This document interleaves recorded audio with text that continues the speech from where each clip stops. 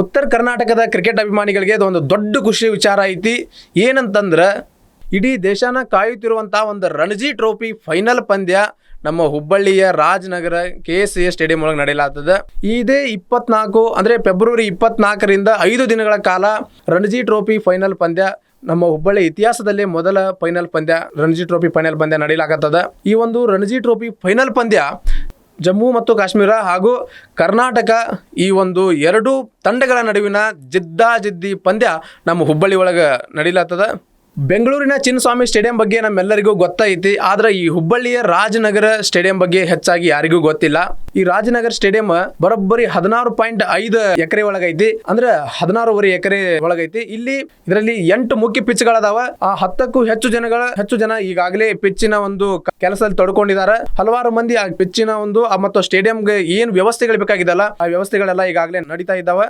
ಜಹೀರ್ ಖಾನ್ ಮತ್ತು ಚೇತೇಶ್ವರ್ ಪೂಜಾರ್ ಅಂತಹ ದಿಗ್ಗಜರು ಆಡಿದಂತ ಈ ಒಂದು ಸ್ಟೇಡಿಯಂ ಮತ್ತೊಂದು ಹೊಸ ಇತಿಹಾಸಕ್ಕೆ ಮುನ್ನಡೆ ಬರೆಯೋದಕ್ಕೆ ತಯಾರಾಗಿ ನಿಂತೈತಿ. ಇನ್ನು ನಮ್ಮ ಕರ್ನಾಟಕ ತಂಡ 11 ವರ್ಷಗಳ ಬಳಿಕ ಫೈನಲ್ಗೆ ಲಗ್ಗೆ ಇಟ್ಟೈತಿ. ಉತ್ತರಾಖಂಡದ ವಿರುದ್ಧ ಒಳ್ಳೆಯ ಜಯವನ್ನು ಗಳಿಸಿಕೊಂಡು ನಮ್ಮ ಕರ್ನಾಟಕ ತಂಡ 11 ವರ್ಷಗಳ ನಂತರ ಮತ್ತೊಮ್ಮೆ ಫೈನಲ್ಗೆ ಲಗ್ಗೆ ಇಟ್ಟೈತಿ.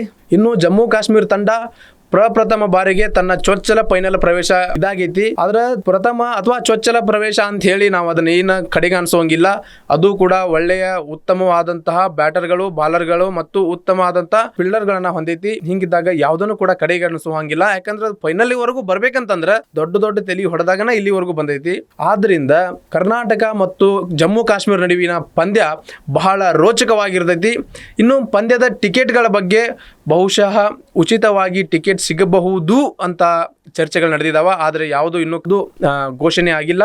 ಈ ಟಿಕೆಟ್ಗಳ ಬಗ್ಗೆ ನಾನು ನಿಮಗೆ ಈ ಟಿಕೆಟ್ಗಳನ್ನ ಪಡೆಯೋದು ಹೇಗೆ ಮತ್ತು ಅಥವಾ ಅಲ್ಲಿ ಪ್ರವೇಶನ ಪಡೆಯೋದು ಹೇಗೆ ಅಂತೇಳಿ ನಾನು ನಿಮ್ಗೆ ಮುಂದಿನ ದಿನಗಳಲ್ಲಿ ತಿಳಿಸ್ಕೊಡ್ತೀನಿ. ಈ ಒಂದು ಪಂದ್ಯ ದೊಡ್ಡದಾದಂತಹ ಕಾದಾಟ ನಡೆಯಲಿದೆ. ಯಾಕಂದ್ರೆ ಫೈನಲ್ ಪಂದ್ಯ ಅಂದ್ರೆ ಯಾವಾಗಲೂ ಒಂದು ಕಾದಾಟ ಇದ್ದಂಥದ್ದು. ಆದ್ರಿಂದ ಈ ಫೈನಲ್ ಪಂದ್ಯದ ಬಗ್ಗೆ ನಾನು ನಿಮ್ಗೆ ಮತ್ತಷ್ಟು ವಿವರಣೆಯನ್ನು ನೀಡ್ತೀನಿ ಮತ್ತು ಟಿಕೆಟ್ಗಳ ಬಗ್ಗೆ ಕೂಡ ವಿವರಣೆಯನ್ನು ನೀಡ್ತೀನಿ. ಅಲ್ಲಿವರೆಗೂ ಕಾಯ್ತಾ ಇರಿ. ನಮಸ್ಕಾರ.